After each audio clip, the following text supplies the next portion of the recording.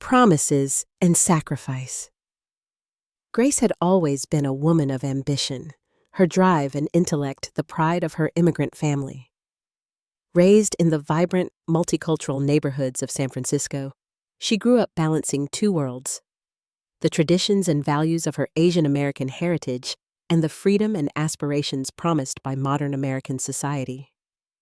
Nothing about her journey was ever effortless, but Grace tackled each hurdle with unwavering determination, whether it was excelling academically or carving out a place in the competitive corporate landscape. When she met David, a second-generation Asian American with easy confidence and a kind, soft-spoken charm, Grace felt she'd finally found an anchor in the sea of life's uncertainties. Their early courtship blossomed with shared dreams and long conversations about a future where respect and partnership were at the foundation of their relationship. David admired Grace's courage and her restless curiosity. In turn, she admired his sense of duty and deep connection to family. Yet, as their relationship moved toward marriage, the subtle realities of David's family expectations began to surface. His parents, especially his mother, harbored a more traditional view of marriage and a woman's place in the household, an attitude shaped by decades of cultural preservation and the pressure to maintain respectability within their community. By contrast, Grace's own parents had always encouraged her to chase her dreams, even when faced with adversity. The difference, once merely a background hum, now grew louder with every discussion about the wedding. The wedding itself became a pageant of tradition. Grace was ushered through days of ceremonies she barely understood, wearing heavy heirloom dresses and smiling through endless family introductions. While she appreciated the meaning behind each custom, she couldn't ignore the quiet hints and coded comments about her future responsibility to the family. Her mother-in-law, Mrs. Lau, never wasted an opportunity to point out how family must always come first, while David's father offered knowing nods about the importance of support and sacrifice. On the night of the ceremony, Grace took a moment for herself in the dimly lit hallway outside the banquet hall. She recalled the promises she and David had whispered to each other before the festivities, their secret vows to build a life where each could flourish, to support each other's ambitions, and to honor both their families without losing themselves. In that moment, Grace was filled with the bittersweet weight of stepping into a new chapter, filled with hope, but shadowed by doubt. Life as a new wife quickly settled into a rhythm, but it was a rhythm dictated not by her own heartbeat, but by the pulse of tradition. The first cracks in her newfound life appeared just days after the honeymoon. Family gatherings were frequent, each one overflowing with expectations that Grace, now the official daughter-in-law, would cater, organize, and above all, put family needs before her own.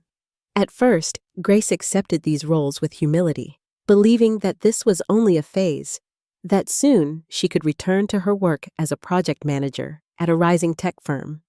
However, the reality swept in more forcefully than she had anticipated. David, now torn between his loyalty to tradition and his love for Grace, became more distant, often retreating behind vague statements about what's best for the family. When Grace's mother-in-law suggested she should resign to focus on starting a family, the conversation was cloaked in language about love, duty, and keeping harmony within the home. Grace sensed, behind gentle smiles and polite words, a clear expectation. Her career must come last. Alone in the quiet of their apartment, Grace faced sleepless nights consumed by doubt and resentment.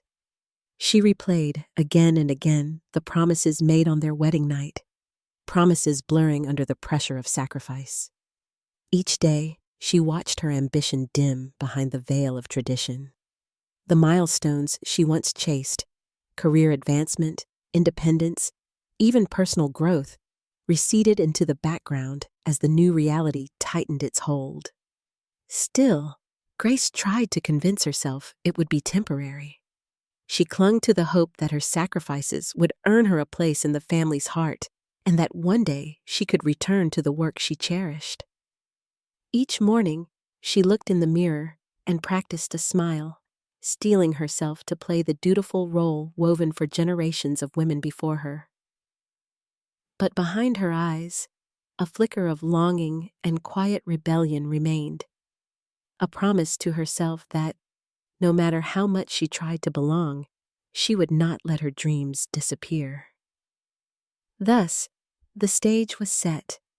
Between whispered promises of partnership and mounting sacrifices, Grace's life drifted further from the vision she'd once cradled in her heart.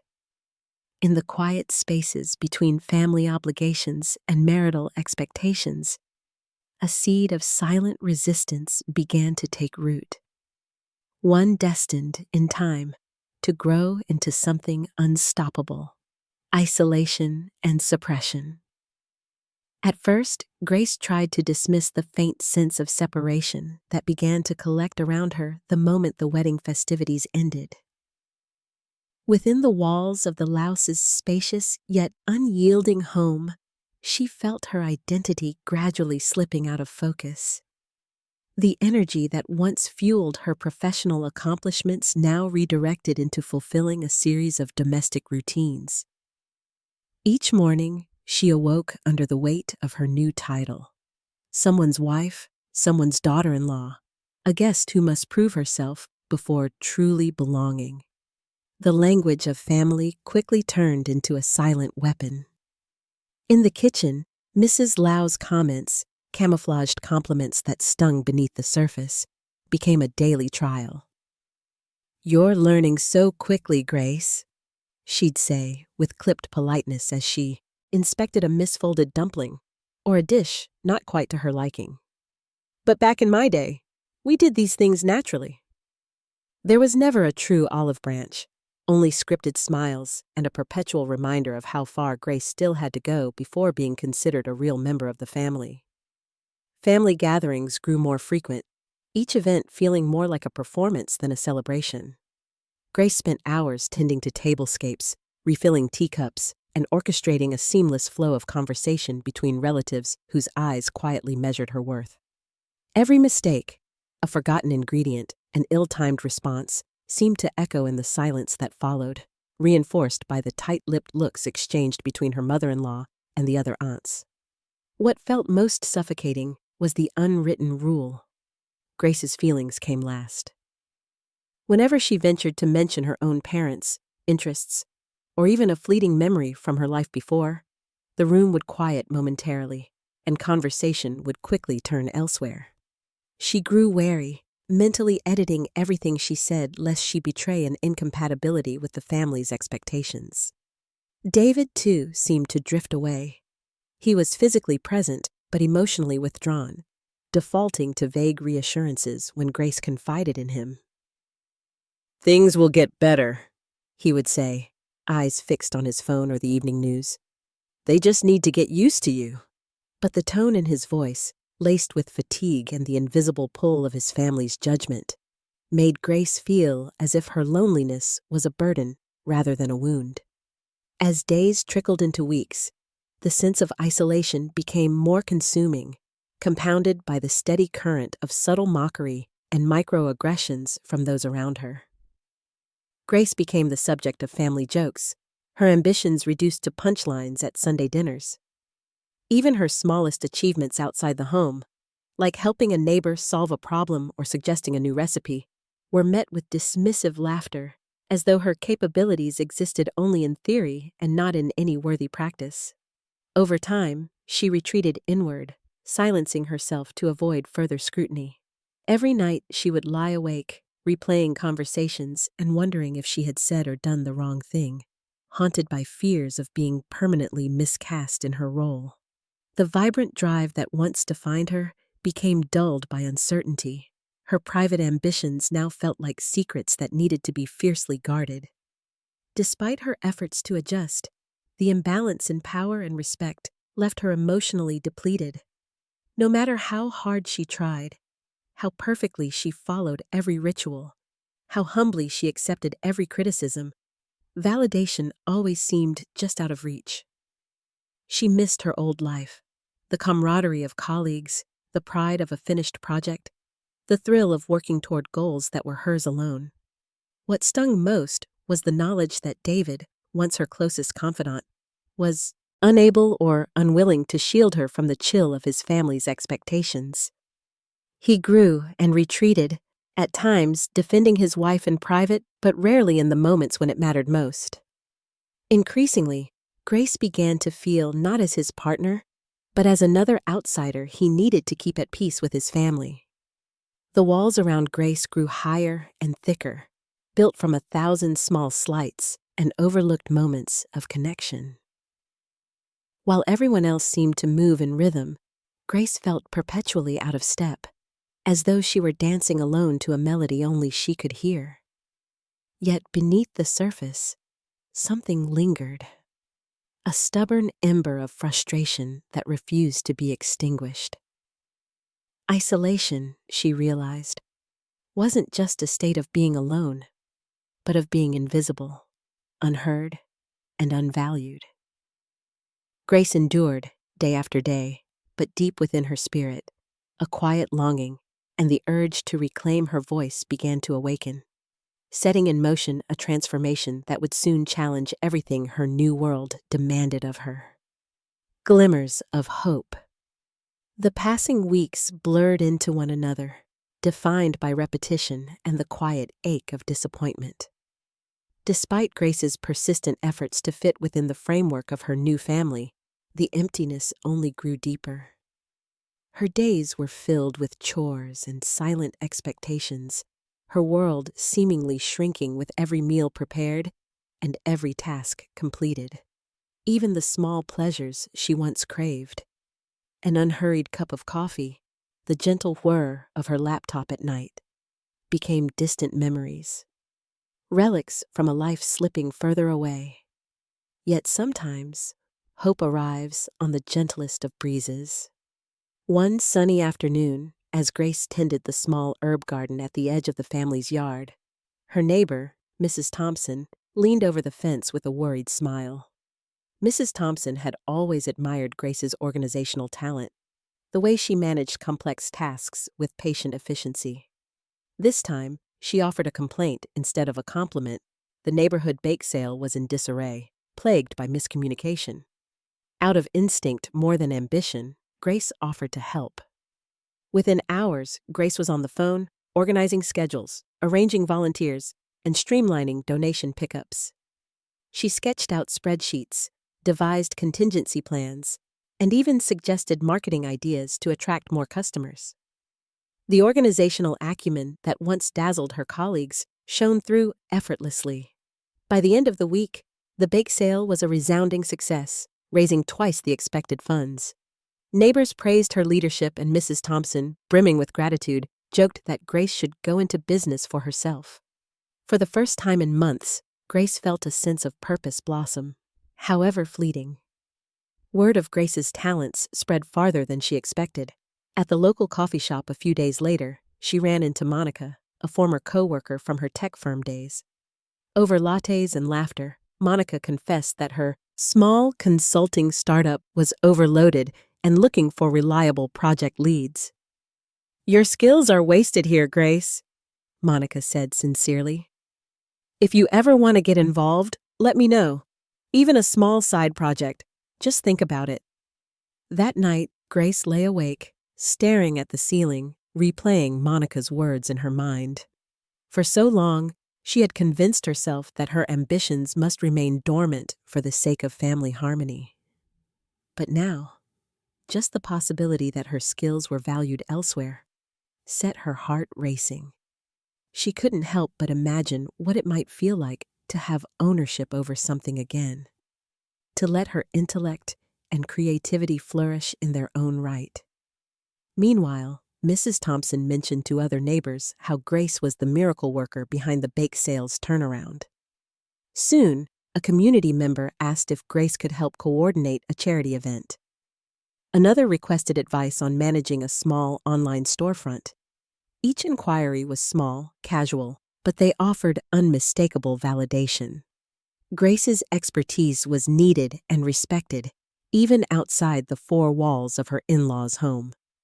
With each new request, a dormant confidence began to stir within her. She kept her involvement discreet, careful not to ignite the suspicions or criticisms that so often shadowed her every move inside the house. But as Grace drafted plans and sent emails late at night, she realized she was no longer merely existing. She was beginning to reclaim a small part of herself. As the chapter closed, Grace stood at her bedroom window, overlooking the city that had once filled her with boundless hope. The shimmer of lights in the distance felt like a silent promise. Her dreams, though battered, were not yet extinguished. Nearby, her phone buzzed with another message, a new opportunity.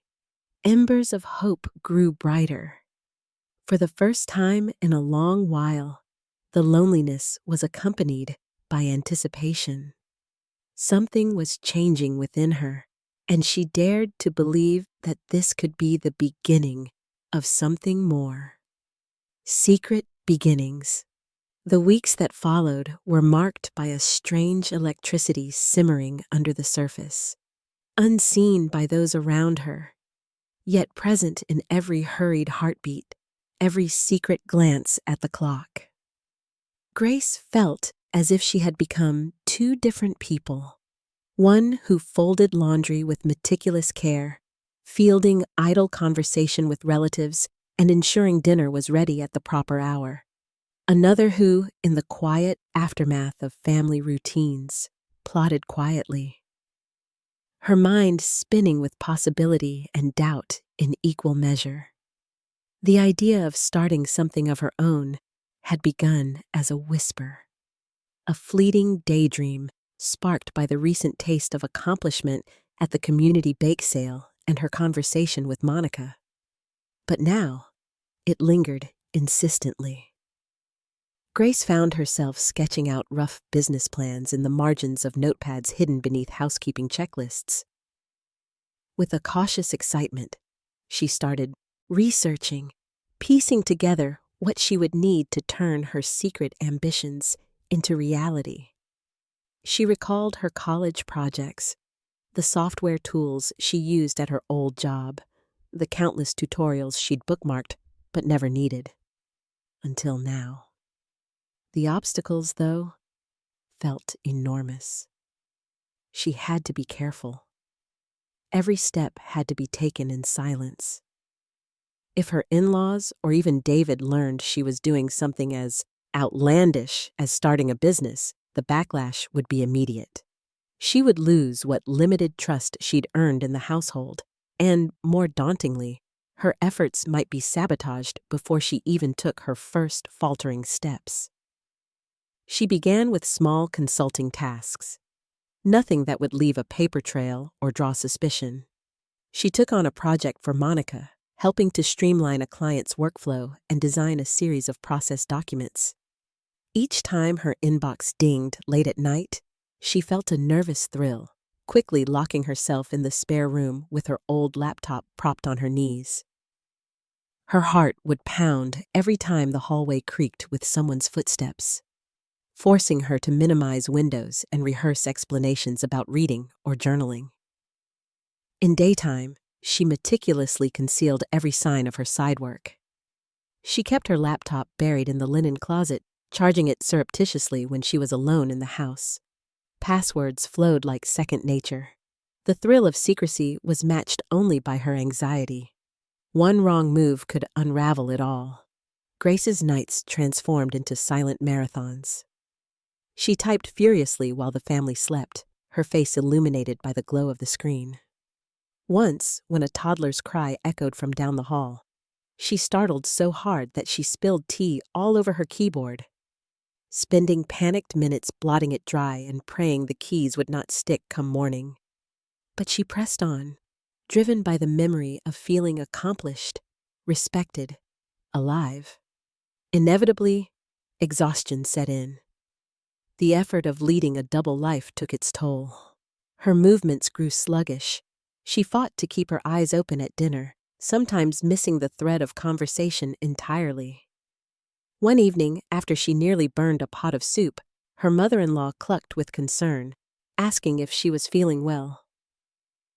Grace managed a tight smile and mumbled something about adjusting to household rhythms.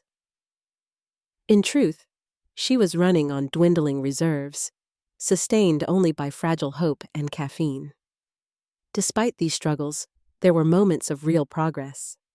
Her first small payment arrived, transferred discreetly through Monica, so there was no chance of an obvious bank alert. The money was not much, hardly enough for more than a few groceries, but to Grace, it felt like a lifeline. She stashed it away, invigorated by the tangible proof that she could make a difference, could create something on her own, even if no one else knew about it. She dared to dream bigger. When a neighbor from her bake sale days asked if she could help set up a basic website for a local fundraising event, Grace readily accepted. She wrestled with web templates and design modules she hadn't touched in years, learning as she went, the rhythm of learning and building bringing her back to life. There were failures. A corrupt file that wouldn't open, a live web page ruined by a single misplaced line of code, a client who changed her mind after Grace had already completed half the work. Alone in the dark, fighting off tears of exhaustion and disappointment, Grace sometimes questioned if it was all a foolish fantasy. But the setbacks could not fully dampen her resolve. Every mistake became a lesson. Every small win, a quiet celebration. She developed a strict routine to maximize her stolen hours. After dinner, she took a walk around the block under the pretext of clearing her mind, using the time to return client calls with whispered urgency. She set up a separate bank account under her maiden name, keeping it unlinked to any joint family finances. She kept a backup on an old thumb drive, hidden safely in her purse, with contracts and invoices that marked her tiny but growing enterprise. All the while, she continued her duties as daughter-in-law, wife, and household caretaker. Her world never stopped spinning between obligations, washing dishes with one hand, making a quick note on her phone with the other, listening to family gossip in the living room, her mind drifting to the next deliverable. No one in the family suspected. Indeed, they seemed satisfied by her quiet compliance, interpreting her new distraction as resignation or fatigue. Only David occasionally looked at her with concern, asking if she missed her old job. Grace would shake her head and smile reassuringly, hiding the wild flutter of emotions beneath her calm veneer. Late into the night, she allowed herself small moments of pride. Reading an email of thanks from a satisfied client, seeing a local organization share her designs online, she felt a sense of validation she hadn't found in months. Alone in her modest room, she imagined what it would be like for her work to stand in the open, unhidden and unashamed. It was a hope she hardly dared voice even in the privacy of her heart. Yet, secrecy remained essential. On weekends, as the family gathered for elaborate meals and lively conversation, Grace would excuse herself, slipping away to respond to a client deadline. She told herself that she was protecting not only her dreams, but her entire place within this fragile household arrangement. But with every day that passed, she couldn't help noticing subtle changes in herself. A surer walk, a spark in her voice, the tiniest rebellious glint in her eyes.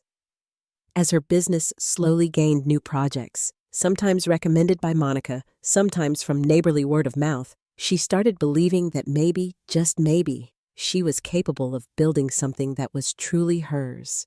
The idea, once unthinkable, now glowed within her, as steady as the late-night lamp that lit her path through uncertainty. Still, every heartbeat was tinged with risk. She lived in fear of discovery, a nosy relative catching a stray email or David stumbling across her careful bank statements. But mixed with the danger was exhilaration. Grace had stepped through an invisible door, leaving behind not only others' expectations, but her own limitations. In silent hours, under the hush of a sleeping house, Grace let herself believe that her secret might someday become her salvation. For now, she pressed on, tired but undeterred, daring to dream that her small acts of rebellion could one day light up the world that had tried to shrink her. Undercurrents in the family. As Grace's secret entrepreneurial work continued to grow, so too did the tensions within the Lau household. Though the house still bustled with the same routines, morning teas, chatter over meal preparations, and the constant shuffle of relatives in and out, it was as if an invisible current pulsed just beneath the surface. Every interaction now seemed laced with expectation or suspicion, every glance a silent question waiting to be answered. What began as benign curiosity soon shifted. Mrs. Lau was the first to notice the small changes in Grace. There was the way she slipped out of family gatherings a little too often, or how her eyes sometimes had that distracted, faraway look while stirring soup or folding linens. At first, Mrs. Lau responded with probing questions masked as concern. "Are you feeling tired? Is something bothering you?" she asked, her tone always gentle but her gaze unwavering. Grace, always polite, deflected easily with quiet reassurances. But the questions never really stopped. They merely shifted, growing more pointed with each passing week. The rest of the family, too, began to pick up on the subtle shifts in Grace's demeanor. During Sunday dinners, aunts and uncles exchanged knowing glances, their conversations now sprinkled with side remarks and rhetorical questions about the roles and responsibilities of a dutiful daughter-in-law. Cousins snickered about modern women who couldn't seem to focus on family. Grace, sitting at the edge of these conversations, felt the sting of their words, but forced herself to smile, convinced that reacting would only make things worse. David, for his part, found himself in a tightening bind. The more Grace withdrew to tend to her fledgling projects, the more his family began to voice their concerns directly to him. "Is everything okay at home?" his mother prodded.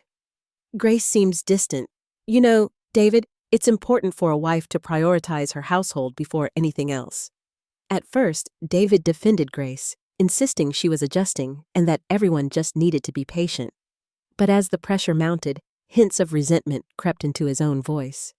He couldn't quite articulate why, but he felt his own standing within the family growing more precarious. The true turning point came on a rainy afternoon when Grace's absences from household activities became impossible to ignore. The rain poured down in relentless sheets outside, filling the home with a dull gray light. It was the perfect backdrop for simmering tension. Grace, rushing to finish a client call in the laundry room, lost track of time. Emerging to find the living room filled with extended family, their expressions a mixture of curiosity and disapproval. Mrs. Lau wasted no time. "We're all waiting on you, Grace. Is something more important than spending time with your family?" Her voice, calm but cold, landed like a slap. Silence followed. In that moment, Grace felt utterly exposed, as if the private world she had so carefully built for herself was now fragile glass, ready to shatter at the slightest pressure. She apologized, forcing a smile, but the atmosphere never recovered. The suspicion grew from that day forward, morphing into a more direct pattern of monitoring and questioning.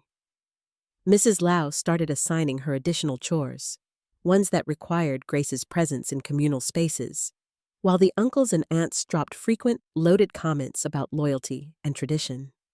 Even Monroe, David's usually amiable younger sister, joined the chorus. "I wish I had as much free time as you, Grace," she quipped during one family breakfast, her tone laced with sarcasm. "But some of us have real responsibilities." Grace bristled inwardly but kept her composure, afraid any retort would only reinforce their worst assumptions. Amidst all this turbulence, Grace found herself torn between conflicting emotions. On one hand, she felt guilty for deceiving the family, especially David, whose presence had become increasingly tense and withdrawn. On the other, she was fiercely protective of her fledgling business, the single source of pride and autonomy left to her. Some nights, she questioned if she was being selfish or foolish, flirting with disaster in pursuit of dreams that no one else seemed to value. It was during this time of mounting internal and external pressure that Grace's lifeline appeared in an unexpected form. An old friend, Liz, who had just moved back to the city, reached out to her after seeing one of Grace's designs featured on a local charity's website. Over coffee in a quiet corner of a nearby cafe, Liz listened without judgment as Grace shared her secret struggles, the invisible war she was fighting between her own hopes and her family's expectations. Liz became a confidant, reminding Grace that she wasn't alone or unreasonable. "You're not betraying anyone by wanting both a family and a career," Liz said firmly. "The world is big enough for your dreams, too." The validation was a balm to the loneliness Grace had been carrying. It didn't solve her problems, but it gave her a sense of solidarity she'd sorely lacked. However, Liz's encouragement only made the dividing lines at home feel sharper. With every small business victory, Grace sensed a growing threat. Not just to her own status, but to the fragile balance that held the family together. Arguments with David became more frequent and heated, almost always erupting late at night when the house had finally fallen silent. "You're not the same person I married," David finally accused one evening, his voice raw. "I feel like you have a whole other life I'm not part of. My mother is right. You're drifting away from us." The words seared Grace, both for their unfairness and for the truth she couldn't deny. Fighting back tears, she tried to explain that her work wasn't rebellion, but self-preservation, a necessary light in a world that was growing darker each day. But David only grew more distant, torn between defending his wife and preserving his identity within his own family. The intimacy they once shared, late-night talks, secret jokes, the sense of teamwork, began to erode, replaced by fragile truce and unspoken resentments. Meanwhile, the family's campaigns of control became more strategic. Mrs. Lau began insisting on group activities designed to occupy all of Grace's time, from complicated family dinners to surprise outings. When Grace hesitated or tried to excuse herself, the requests became demands. Even David, feeling the weight of his family's scrutiny, began to gently pressure her. "Just go along with them for now. Things will get better." Yet for Grace, acquiescence only deepened her sense of alienation. Her secret business, once a source of hope, became both her anchor and her burden. Each new client felt like a small rebellion, each task completed in secrecy, a silent protest against the life that was narrowing around her. As autumn edged into winter, the undercurrents in the family grew stronger and more dangerous. Grace realized she stood, trembling but determined, on a fault line. She had sacrificed so much, her voice, her ambition, her sense of belonging, for the sake of peace, but the cost was becoming unbearable. Yet even as tensions threatened to implode, Grace also sensed that her story was far from over. Beneath the turbulence, she could feel the first tremors of change, an unavoidable confrontation, and a chance, perhaps, to finally recalibrate the scales between duty and self-respect. Rising from the shadows, the first winds of change did not sweep in with drama or confrontation, but quietly, like a gentle dawn chasing away the darkest hours. After months of suffocating isolation and secret endeavors, Grace's world began to bend, almost imperceptibly, toward her will instead of away from it. Her small business, once sustained only by hope and late-night hustle, began to take on a shape of its own. The occasional referral from Monica evolved into a steady trickle of projects. There were local clients who needed help with online fundraising campaigns, startups desperate for organization in chaos, shop owners lost on social media. The work was humble, often unglamorous, but to Grace, it felt monumental. These were opportunities that recognized her talents, opportunities that belonged to her alone.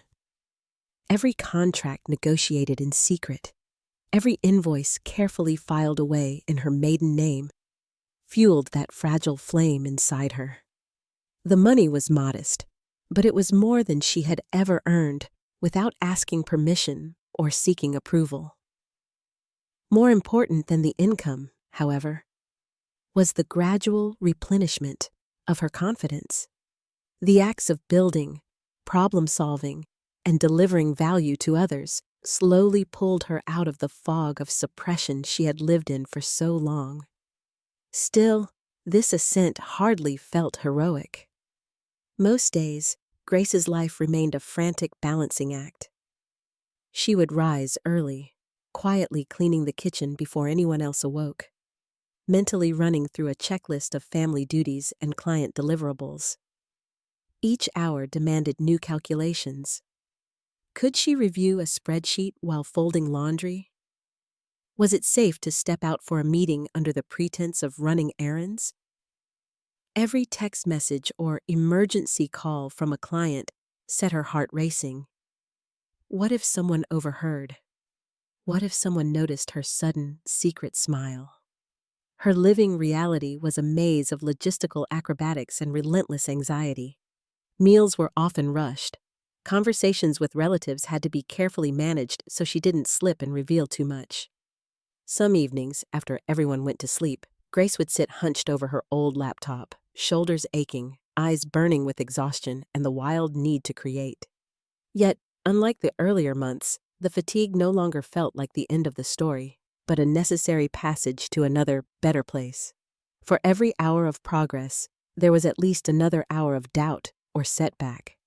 A particularly chaotic project left her working through the night, the weight of possible failure threatening to crush her renewed momentum. On another evening, Mrs. Lau interrupted her under the guise of borrowing sugar, her eyes lingering on Grace a little too long as she shut the door behind her. Even David's rare moments of curiosity, "What keeps you up so late these days?" felt like thinly veiled suspicion. Grace constantly feared exposure, yet, despite these ever-present risks, she found herself no longer wishing for her old life back. Instead, she fantasized about expansion, new clients, new skills, and perhaps even one day a space of her own. One of the clearest signs of change was how Grace began to perceive herself. Early on, her victories brought only fleeting relief. They felt like acts of desperation or disobedience, not empowerment. But as weeks passed, something shifted. She started to take genuine pride in her contributions to others, even if she couldn't share them with anyone at home. She saved thank you notes from clients and, on especially difficult nights, would read them quietly in the bathroom, letting their kindness be a secret anchor against the tides of self-doubt. Word of her behind-the-scenes efficiency and reliability spread through the local network. Mrs. Thompson recommended her to a friend running the community's annual charity auction. Grace coordinated the online campaign so well that the fundraiser drew double the previous attendance. Later, a florist, pleased with a new web order form Grace had built, asked her to help digitize other business processes. The projects were modest, but it was proof. Grace could offer value, even power, in the world outside the rigid boundaries of her in-laws' expectations. Of course, with growth came even greater risks. The separation between her double life grew narrower as family obligations collided with client deadlines. One Saturday, while setting up lunch for visiting relatives, her phone buzzed with urgent questions from a client in Texas. Grace stole away for quick, whispered calls in the backyard, wiping sweat from her brow and forcing her breathing to slow before returning inside. The balancing act pushed her further, sometimes to tears, but she no longer felt defeated afterward, just more resolved. The most profound transformation, however, came not from business success alone, but from how Grace began to reclaim her voice. In family conversations, she started to assert small opinions, gently pushing back when dismissed. She laughed more easily, even at dinner table quips once meant to put her down. The change unsettled some relatives, who responded with more pointed questions or quiet criticism. But while Grace still feared outright confrontation, she also realized that her self-worth could no longer be negotiated away at Sunday brunch. It was her friendship with Liz that fanned her growing spirit into something brighter. The two women would meet in parks or coffee shops, talking about work, purpose, and the cost of dreams. Liz celebrated with Grace for every new client and grieved with her over every close call. "You are building something real, something no one can take away," Liz insisted. Grace began to believe it too. Perhaps the most telling moment came when Grace turned down a particularly lucrative project because she felt it would compromise her values, or worse, might cross the line into visibility within her in-laws' social circle. She realized, with a jolt of pride, that she could now make choices from a place of power, not fear. For years, decisions had been made for her. For months, she had made decisions in darkness. Now her choices stemmed from clarity and purpose. By late winter, the contours of her secret life were no longer sketched in fear, but in cautious, growing confidence. She improved her time management, said no to projects that might expose her, and invested what little she could into learning new skills online. She used her meager savings to buy herself a new dress, a symbolic gift, not to please her in-laws or husband, but to mark her own emergence from the shadows. As snow melted and spring approached, Grace stood before her bedroom window, no longer wondering if she could reclaim her old self, but what new version might take shape instead. The quiet rebellion she'd nurtured in secrecy was becoming a revolution inside her, reordered around hope, courage, and ambition. The shadows had not vanished, but for the first time, Grace felt certain that she could rise above them, no matter what storms lay ahead. The truth exposed. Looking back, the convergence of events that led to the shattering of Grace's secret felt both sudden and inevitable. After months of balancing on a knife's edge, each day cinched tighter with anxiety and hope, one small misstep sparked an unstoppable cascade. It was a brisk Saturday morning in March when the catalyst arrived. As usual, the Lau household was alive with noise, pots clattering in the kitchen, relatives debating in the hall, children racing up and down the stairs. Grace, exhausted from another late-night project, tried to hide her fatigue behind a practiced smile. By now, she had grown adept at the art of maintaining two identities, but the strain had begun to show in missed details. Unchecked emails left open in browser tabs, her phone left buzzing unattended. Small slips that went mostly unnoticed. Or so she thought. The morning's serenity fractured with the unexpected arrival of a courier. He handed Grace a thick, businesslike envelope addressed to her, under her maiden name. She froze. Mrs. Lau, ever vigilant, watched the exchange. Later, when Grace busied herself in the kitchen, she heard whispers in the foyer. Her mother-in-law had retrieved the package, routine curiosity swiftly turning suspicious. The true breach, however, came as Grace fielded a call from a potential client. Caught off guard, she answered in the upstairs bedroom, unaware that her conversation carried down the stairwell. A nosy cousin overheard fragments, words like project scope, invoice, deadline. Within an hour, speculation had spread through the household like wildfire. Murmurs twisted quickly into accusations. Was Grace hiding money? Was she working in defiance of family rules? Summoned to the living room, Grace found herself ringed by her in-laws, faces stern with expectation and disappointment. Mrs. Lau stood in the center, envelope in hand, voice trembling with barely contained outrage. "Explain this. Are you working behind our backs?" Her tone judged before asking. There was no space left for misunderstanding. For a moment, Grace considered denial, the safer choice, but the shock and sense of betrayal overtook her fear. In that silent, suffocating room, she felt both terribly small and, paradoxically, more certain than ever before. "Yes," she replied, eyes unwavering. "I've been consulting and building a small business in my own time. It is my work and my choice." The aftermath was instantaneous and severe. Voices rose in outrage and disbelief. David's father accused her of disrespecting the family's name and undermining household stability. Mrs. Lau's words cut deepest.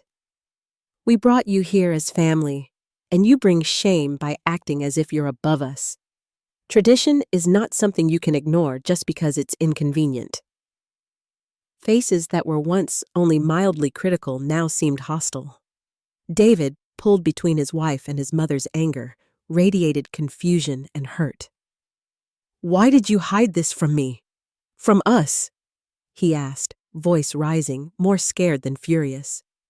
"Were our promises just words to you?" The intimacy they'd once shared, already battered by months of growing apart, now seemed to hang by a thread. Grace's heart pounded. She could hear her own voice, but felt oddly detached, as if watching herself from a distance. She tried to explain how her work was never out of spite, how it was a lifeline, a way to survive in a world that had closed in around her.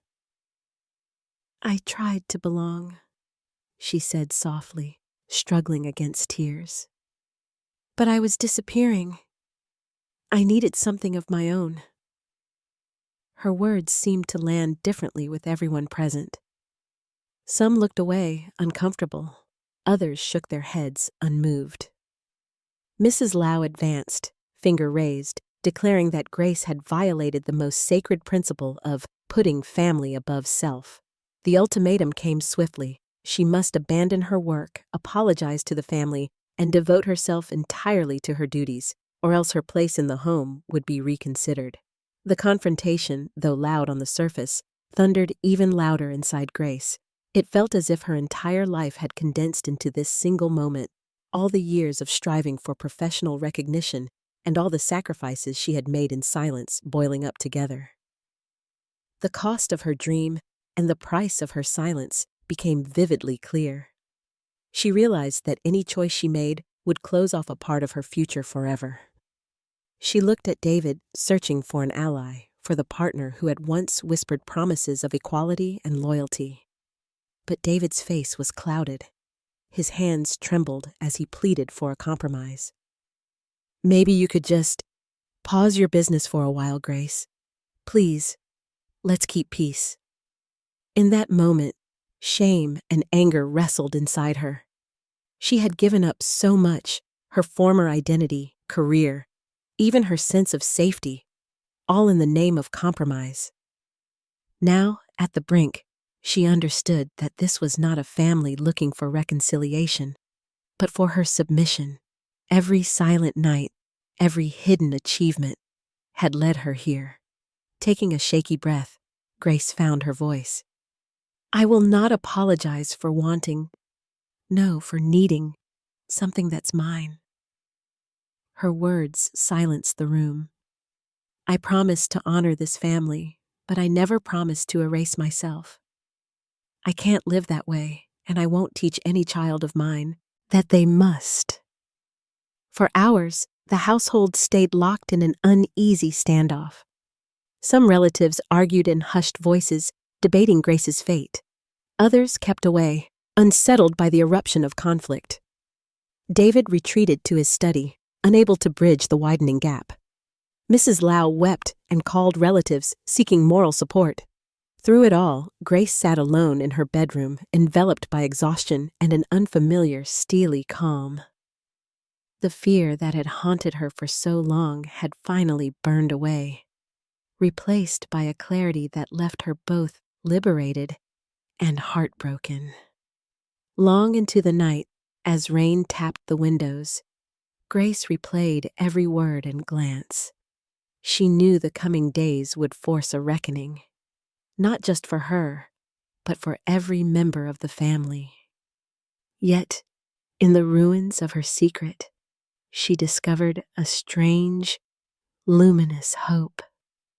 a sense that although she could lose everything she had sacrificed for, she might finally gain the right to truly belong to herself. Grace closed her eyes, aware that the hardest decisions lay ahead. The truth had brought her pain, but it had also brought air, the first breath after years beneath the surface. No matter what ultimatum the family handed down, she was ready, at last, to choose her own future on her own terms. Explosion and confrontation. The morning after her secret was exposed, Grace felt the house pulse with a tension so heavy it rippled through every conversation, every gesture. Silence hung in the air like a storm waiting to break. Doors shut softly, but with unmistakable finality. Footsteps pattered in the hallways, pausing near Grace's closed bedroom door, as if listening for any sign of contrition. She sat at her vanity, hands trembling, staring at the faint reflection of a woman she hardly recognized, one carved by sleepless nights, hope, and now the ache of full exposure. Breakfast was a strained affair. Mrs. Lau barely acknowledged Grace's presence, passing dishes to everyone but her. David sat to Grace's left, his own silence less icy and more fraught. He was caught between his mother's grief and his wife's wounded resolve.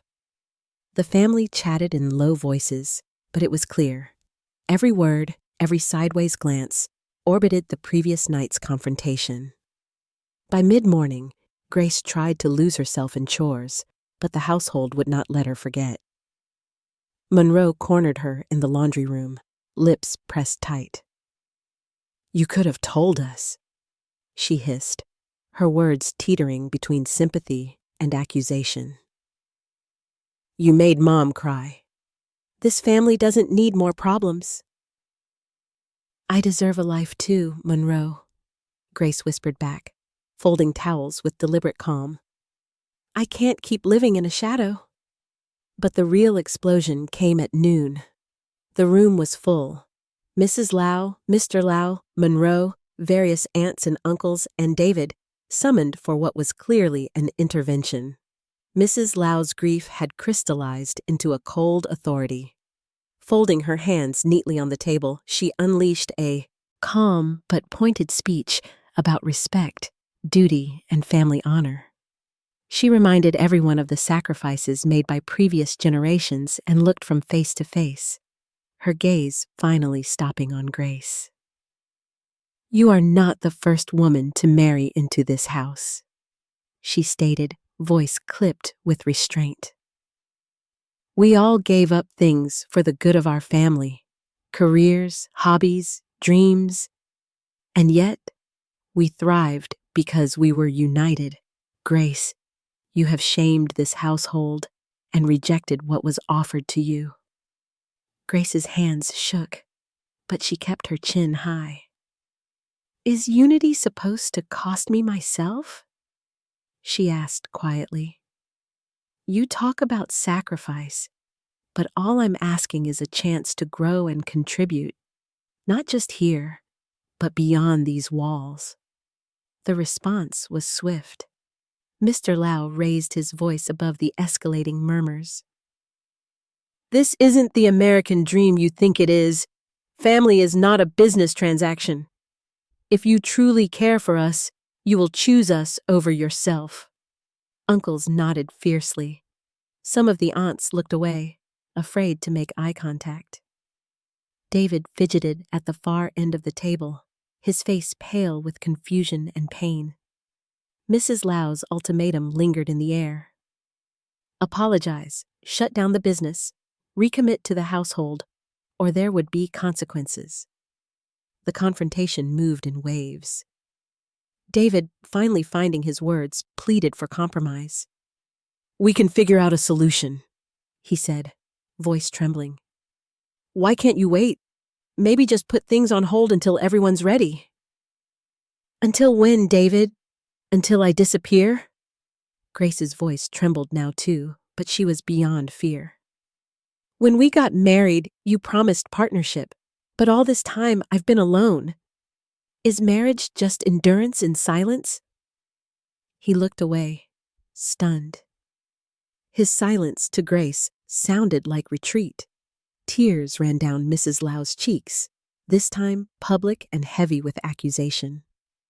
You think you're the only one in pain? I gave up my own dreams, and no one thanked me. What makes your struggle more important? That single question sent the room into a heated back and forth. Relatives offering anecdotes, grievances, sometimes subtle, sometimes scalding. Monroe tried to intervene with appeals to keep the peace, but even she sounded unconvinced. Grace listened to every story, every wound, and finally spoke with a clarity that startled even herself. Maybe it's time to stop measuring sacrifice as suffering. Maybe we can build something better where no one has to vanish so another can live. It was a revolutionary idea in that room, a direct challenge not just to custom, but to the survival mechanisms that kept generations locked in cycles of endurance and resentment. The argument escalated. At one point, Mr. Lau thundered that Grace's Western thinking was poison. An aunt raised her voice about shame at church, another about the gossip in their social circles. Grace refused to bow, her answers measured but unyielding. What you call rebellion, I call hope. At last, Mrs. Lau turned to David, her voice breaking. You must choose. Are you with your wife or with your family? David hesitated long enough that the silence became unbearable. Grace's heart broke anew. Not for the marriage, but for the dream she once had that love could conquer tradition without bloodshed. Finally, David looked up, tears in his eyes. I want to keep my family together, but no one can grow under these conditions. I don't know what to do. In that moment, the old order cracked. For the first time, the family could see their son's torment, not just his wife's defiance. The ultimatum no longer seemed like a righteous test. It had become a measure of the house's capacity for change. Grace stood, voice soft, but unwavering. If belonging here means erasing everything I am, then maybe this isn't truly family. I will not apologize for needing respect, and I will not teach a future daughter that she is meant for silence. Her declaration hung in the air as an act of both war and liberation. Some relatives stormed out in anger. Others, quiet, contemplative, remained behind, processing what had just unraveled. As the confrontation reached its exhausted conclusion, the terms were left open. Grace could stay, but only on the family's terms. Or she could go, taking with her the risk of an uncertain future, but a certainty she could finally own. That night, Grace sat by her window, listening to the uneasy quiet settle over the house. She knew pain was inevitable, reconciliation not guaranteed. But the explosion had revealed more than fault lines. It was, in a strange way, a clearing of the air, an ending, perhaps, but also the first honest breath of a new beginning. In the days that followed, decisions would have to be made, by Grace, by David, and by every member of the house. But one fact endured. Grace had refused to vanish, and in doing so, had forced everyone around her to see her, at last, for who she truly was. Rebirth and rising up. The days after the confrontation were fraught with tension, as everyone in the Lau household navigated the wreckage left by the eruption. Some relatives avoided Grace altogether. Others eyed her with new wariness, uncertain whether she was enemy or trailblazer. Even the air in the house seemed charged, heavy in the mornings, prickly in the evenings, sometimes silent with disappointment. Yet amid the ache and awkwardness, Grace felt something inside herself begin to crack open and expand. If exposure was a kind of death, then what followed after, the stubborn pulse at her core, could only be called a rebirth. For the first time since her wedding, Grace allowed herself the freedom to plan a future she actually wanted. She spent quiet hours in her small bedroom, mapping out the contours of her business with a fervor she hadn't known she was capable of. Each page of notes, each revised spreadsheet represented an act of reclamation, a promise to herself to build something she could never again be asked to hide. Grace's consulting grew by word of mouth. Clients, impressed by her efficiency and creative solutions, recommended her services to their friends and colleagues. She learned how to draft contracts, chase invoices, and manage schedules more complex than anything she'd ever seen in the corporate world. When her business hit a hurdle, a dissatisfied client, a lost file, a software glitch, she no longer saw it as a warning to stop, but as a problem to solve. Each day's small victories, positive feedback, a prompt payment, a glowing review, became bricks in the foundation of her new identity. Yet the transformation was not only professional. Grace found herself emerging into the world with a confidence she'd never believed possible. She allowed herself to attend networking events, sometimes even sharing her story in general terms when asked about her journey. The first time she stood in front of an audience, her hands only trembling a little, and spoke about the vulnerability and hidden cost behind every success story. A sense of pride filled her. Later, a young woman approached her and whispered, "Thank you. I thought I was alone." Grace realized, with a swelling heart, that her story might matter to others too. As she stepped further into the community, perspectives began to change.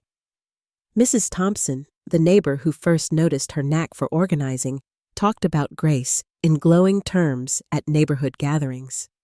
Other women, first a trickle, then a steady stream, came to her for advice on career choices, balancing tradition and individual need, or starting side projects of their own.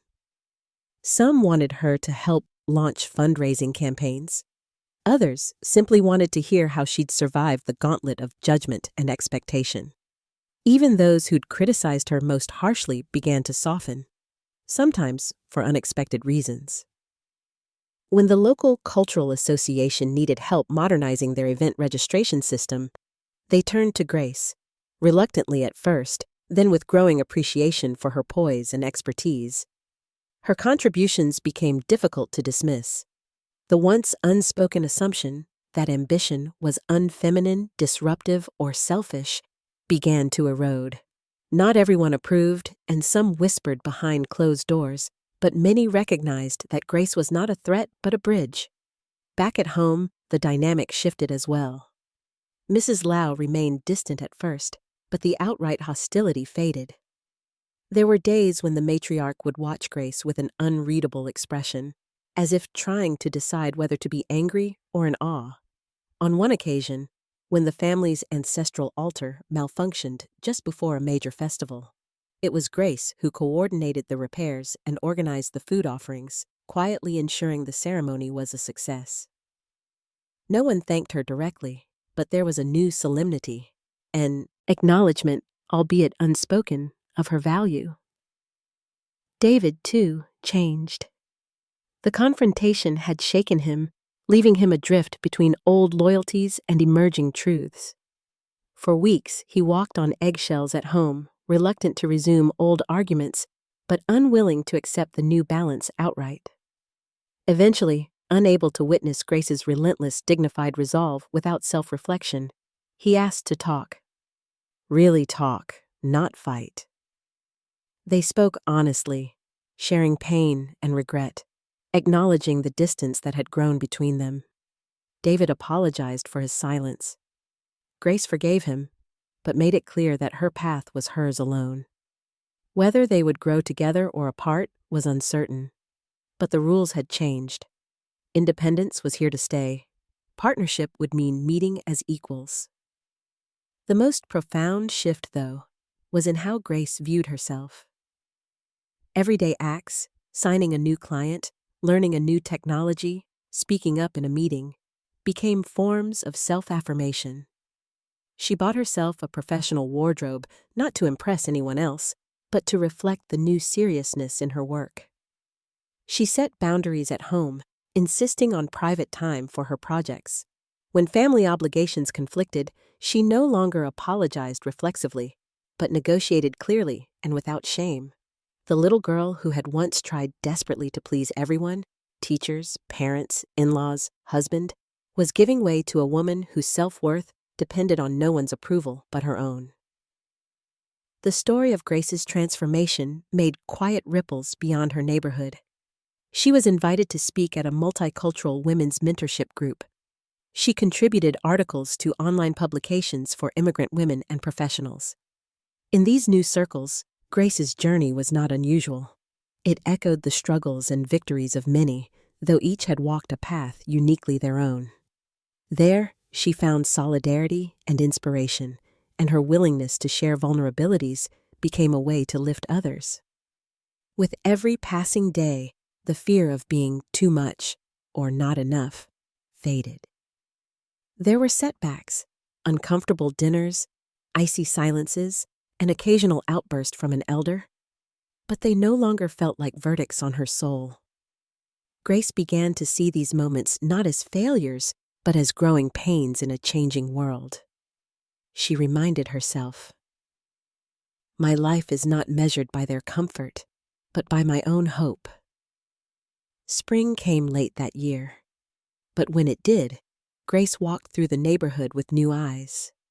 Children played in yards where she once felt invisible. Now mothers waved as she passed. Sometimes she glimpsed her own reflection in shop windows, a head higher, her stride steady, a glint in her eyes that had not been there before. Grace's journey had started with silent rebellion, grown through struggle and sorrow, and blossomed into a quiet revolution of self-respect and purpose. In rising up for herself, she redefined both the meaning of family and the boundaries of her world. She became not the exception in her story, but the beginning of a new tradition, one where strength, compassion, and the courage to claim one's own life were honored above all else. Healing and continuation. Time, as it often does, softened the sharp edges left by conflict. The weeks following Grace's personal revolution brought gentle changes, some so subtle they might have been missed by anyone who was not paying close attention. The Lau house, once rattled by arguments and tense silences, began to settle into a quieter, more contemplative rhythm. The wounds of the past were not forgotten, but inch by inch, gesture by gesture, there was movement toward healing. Grace was at the heart of this new beginning, and yet she walked her own path with a steadiness that surprised even herself. Each morning, she awoke feeling a shade lighter, as if a heavy coat she'd worn for years had finally been shed. She would glance out the window at the city waking up and allow herself a smile. Whatever lay ahead, it would be faced on her own terms. Her business continued to grow, not explosively, but steadily and with intention. She learned to ask for help, hired a part-time assistant, and formed partnerships with women she'd met through networking groups and mentorship programs. Projects now ranged from consulting for neighborhood small businesses to co-organizing cultural events that honored both her roots and her vision for the community's future. The satisfaction of building something lasting never faded. But perhaps most importantly, Grace no longer hid her work. She spoke openly about her commitments, and though some relatives still grumbled, few could ignore her competence and determination. The process of rebuilding trust and connection at home took longer. Mrs. Lau kept her distance in the early days, her pride still smarting from the confrontation. But time, with its quiet persuasions, softened her as well. On a late spring afternoon, Grace found her mother-in-law struggling to fix the finicky rice cooker. Without a word, Grace knelt beside her, fiddled with the settings, and got it working. Mrs. Lau sighed in relief, and for the first time in months, she offered a genuine, "Thank you, Grace." It was not an apology, nor a concession, but in its simplicity, it was a door left ajar. From then on, small acts of grace, shared recipes, cleaned-up kitchens, the tending of the household altar, began to patch over what had been torn. It was an imperfect process. There were disagreements, miscommunications, and the lingering sting of old words. But Grace found herself responding differently. Instead of shrinking or defaulting to apologies, she practiced patience and directness. She spoke her needs and listened, truly listened, to others, even when their perspectives chafed against her own. With David, the journey was even more complex. The emotional chasm between them had not closed overnight. Their hurts, their regrets ran deep. But with the heat of confrontation behind them, they found the courage to speak openly. Sometimes their conversations were raw, filled with tears and admissions of fear. "I thought I was losing you," David confessed one night. "Maybe I was too scared to let you grow, because I didn't know what would happen to us." Grace reached for his hand, steady and unyielding. "I can't promise I'll always be the same, David, but I don't want to leave. I want us to change together." They made a pact, not to cling to the past or pretend the scars were not there, but to move forward, one honest moment at a time. They started counseling, giving themselves permission to rebuild not what they'd lost, but something truer and more resilient. Outside the household, Grace discovered her story had a ripple effect. Women, and sometimes men, came to her for advice, seeking permission to imagine new roles within their families. At church and in the community center, young women cited her journey as inspiration. Grace volunteered to lead workshops, blending practical skills with encouragement, championing the idea that women's ambitions are as natural as their capacity for love.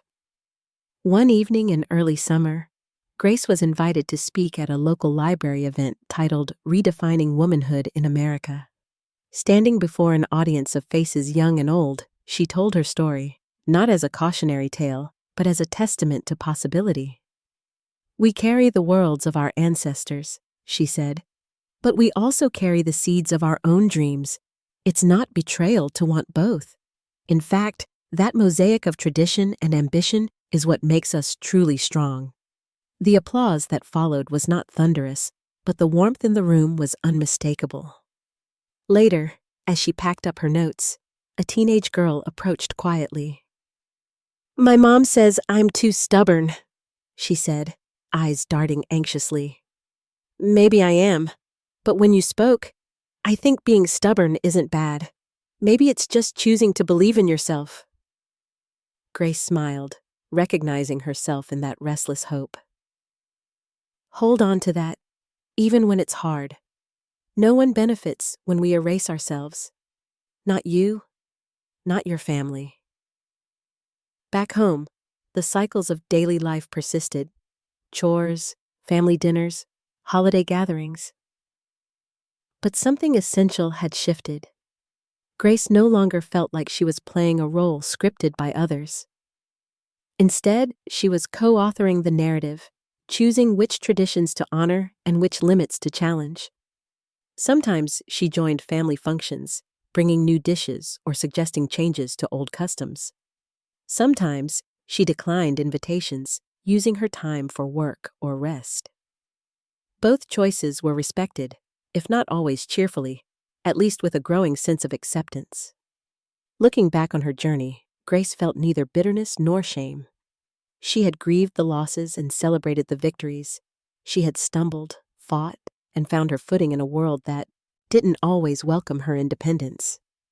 Now, from the vantage of experience, she understood that healing was not a destination, but a process, sometimes cyclical, always evolving. As summer deepened, Grace sat on the porch after dinner, watching the sun bleed into the horizon. Children played in the driveway, their laughter echoing, and she heard David's voice mingling warmly with Monroe's from the kitchen. She pulled a notebook from her bag, jotting down goals for the next quarter, then paused to breathe in the evening, full of silent promises. She knew the future would bring new tests. There would be friction, misunderstanding, and the occasional old-fashioned expectation resurfacing. But now, she met these moments with resilience, shaped not just by hardship, but by the conviction that her life was her own. She was not just a survivor or a success story. She was an author of a new tradition, where partnership, self-respect, and courage were as revered as sacrifice. In this way, Grace's journey did not end with triumph or resolution alone, but with a quiet, determined continuation. Her story became a thread in the broader tapestry of women carving their place in a world that was, I'll say at last, learning how much richer it could be when everyone had a voice.